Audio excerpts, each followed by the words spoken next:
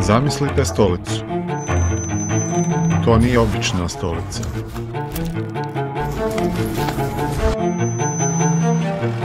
To je vaš portal u svijet gdje učite kao da ste tamo. To je mjesto za one koji vjeruju da je moguće postići izvanredno. Izvanredno.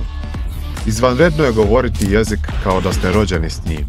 Učiti kao da ste tamo znači više od pukog memoriranja.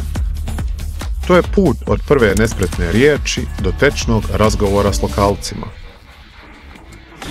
Ovdje se brišu granice između učionice i stvarnog svijeta. Ovo nije samo stolica.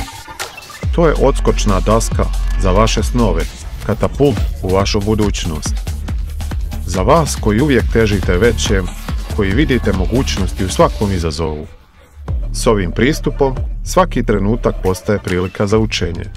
Učite kao da ste tamo, jer kad učite na ovaj način, vi ne samo da govorite jezik, vi postajete dio njegovog svijeta.